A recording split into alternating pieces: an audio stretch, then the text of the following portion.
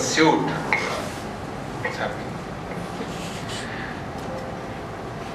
In putting this whole inside-out concept, back in 2010, this was the map that we used to plot out our genomic makeup on our health makeup. And in 2010, one of the biggest red lights that I put forward to the government was that we are sitting on a ticking time bomb. Way back in 1998, when I was part of Prime Minister's Task Force on Food and Agri,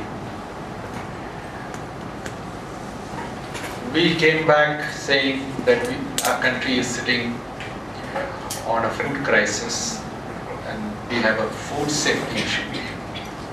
In 2011, because of this map,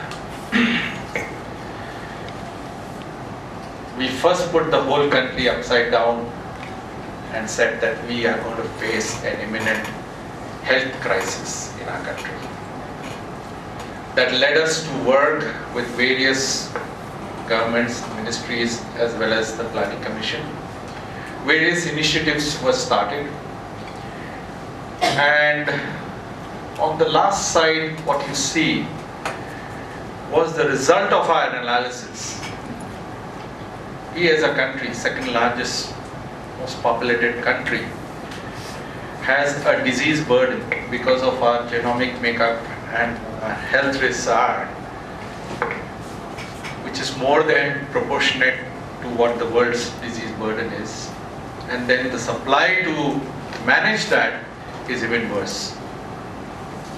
A situation like this would mean either we go outside and import all the healthcare resources to manage our crisis, or we look at working internally. So today I'm going to talk on two areas of how we could do and work and bring out solutions to address this crisis, imminent crisis.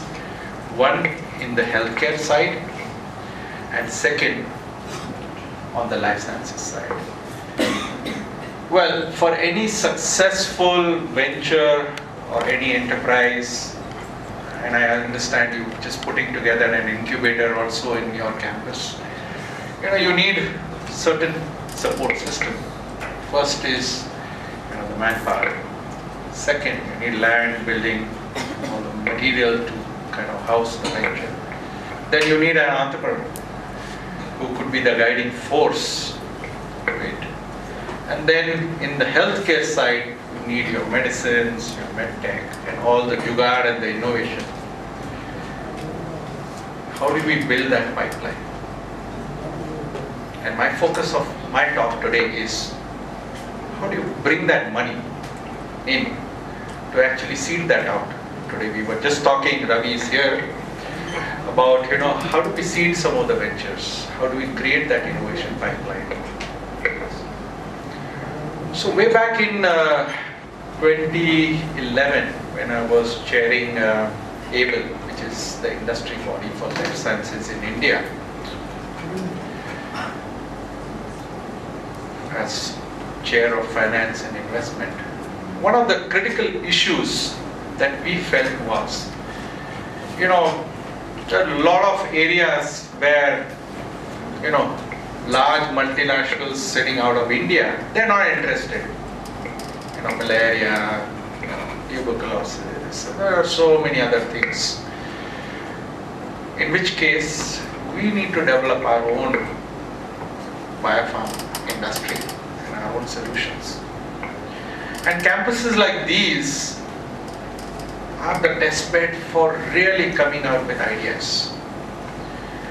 So while I was chairing the session, we had members from the Ministry of Science and Technology, Department of Biotechnology as well. And one of the things that he said was, well, you have an incubator here, The guys will use the college and the support ecosystem, but what after that? Who's going to fund that? Or how do you work this forward? And if you go to, external agencies, they don't understand this industry. If you say biotechnology, they say, oh, you're doing some computer work. Or you say pharma, you're doing some lab work. There's just no concept or understanding of, what exactly this industry was. What's happening? Roll back. Yeah. So within 8-9 months, I started working with the principal secretary at the Department of Biotechnology. That time it was Dr. Bhatt. And we actually seeded a 500 crore biotech ignition grant policy for this country for the first time to allow ideas to germinate. This whole template was then taken up by the Ministry of Small and Medium Enterprises. And the secretary at that point in time was Dr. Lal, and he took it forward. And what you have today as the 10,000 crore India Startup Fund germinated out of these ideas and this whole concept. So, to conclude, and next slide, you can go through a lot of this stuff in terms of how you can do your jugaad. There are various ways you could probably get things moving if your intent is right. And the idea here is, how do you do it inside out, right? Today we have a brilliant ecosystem which is sustainable and which is working within, our ecosystem. And I'm glad to say that we may potentially be having 4 or 5 solutions for our own country coming out of these sort of initiatives, which could be going out in the world as India's initiative. And so these are things which I would like to just outline in terms of what can be done, how we cannot be restricted just because we don't have the money or we don't have other capability. Next slide. Now let's shift gears to healthcare. Way back in 2013, I exited out of a venture which was India's first innovative venture in daycare surgery. A patient would come in the morning, would get his procedure done, and go back home to eat. He did not have to stay in the hospital. That venture obviously scaled up and go round after round, raise some capital, and venture had to raise more capital. And that set my thoughts in terms of, how do we as an entrepreneur, really if we want and have a successful idea, really try to scale, and how do we get money? And at that point in time, there were only 3 options available to me. One was, raise money through private equity. And that private equity had its own strings attached. I would probably have to go up and raise more money round after round, diluting myself. Ultimately, I would probably end up even a child of a lesser god in that venture. Or perhaps go to the bank, say, here, take my home, take all my belongings, lend me, I'm taking the risk, I'm putting the money. Or go to any other development finance institution saying, okay, here's what I'm going to give you in future in terms of the asset that I'm going to build up, my land, building, medical equipment and whatnot. And I'm going to take the risk, I'm going to serve the people and give me capital. Highly unsustainable. And that led me to think when I exited out of that, my venture, there has to be some way, an industry's requirement of how to probably break this whole cycle. And mind you, at that point in time, when I had superimposed this whole health risk map of India, by 2025, India needed $320 billion of capital just to meet India's healthcare needs at a global average parity. We are so down. $320 billion is what? Apple's turnover of a year? Half the turnover of a year. Or Google's turnover for a year. And our government just don't have money to sustain this sort of a growth momentum and create it. So there has to be a way out, which is what led me to think, how do we go and break this shackle? Next one. Well, at that point in time, we kind of were looking, the real sexy stuff was, Flipkart, all these, new age internet stuff. And if we were to start glamorizing this industry for an investor, we really needed to hardcode what's in it. We just compared, HCG, Dr. Lal, Narayana were the three companies that went IPO, right? And then you have this whole laundry list of unicorns out of India, laundry list. If you see the amount of capital, because one of the apprehensions in the financing industry, whether it's a private equity or banks or any development finance institution in this country, was, boy, healthcare is asset heavy, or even asset light, takes a lot of capital. So one of the things we said, nobody, it does not. And what you see in the ratios over there is even your Flipkarts of the world, which has guzzled $1 billion and still kind of funds consumers, is guzzling more capital, being asset light than an healthcare industry.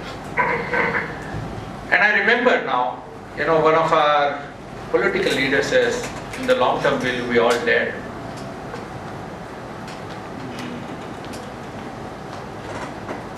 So where is it that if you're not healthy, wealthy, where will all these guys be? Consume whatever they're throwing in the market on your mobile phones and all. So that's another parameter to change the whole thought process in our investing industry. Next slide. This was a brilliant slide that was created by folks at FICCI, which is the industry body. And if you see cancer, oncology, and cardiology, just as an example, we just wanted to, what led us to believe what we could do was that it's not on the good, very low. But we as a country produce as many cancer patients and cardiology patients as the whole population of US in a year. But yet, it's not attractive enough for us to invest. The more attractive enough segments are, mother and child, maternity. And how do you break this shackle? Because investors are always going to be attracted to where money is. They always follow the money. How do you break that shackle? Next slide. So we just looked at two asset-light models.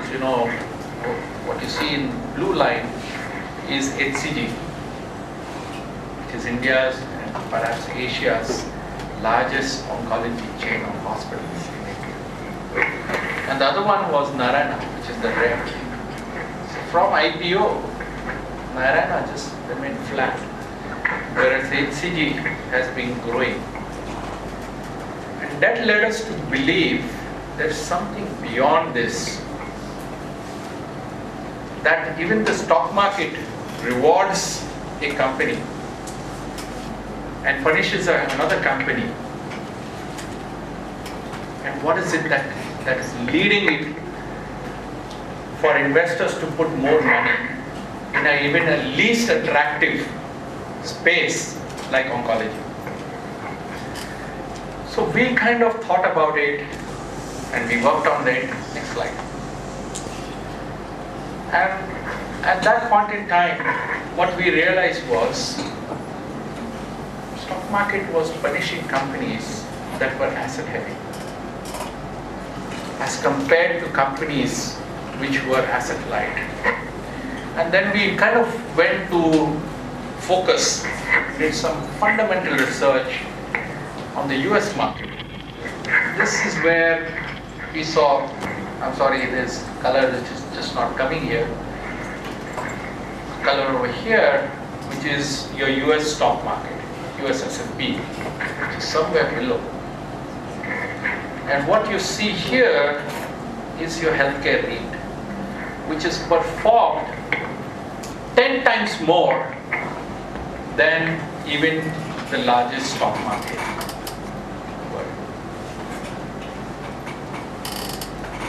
And that led us to put in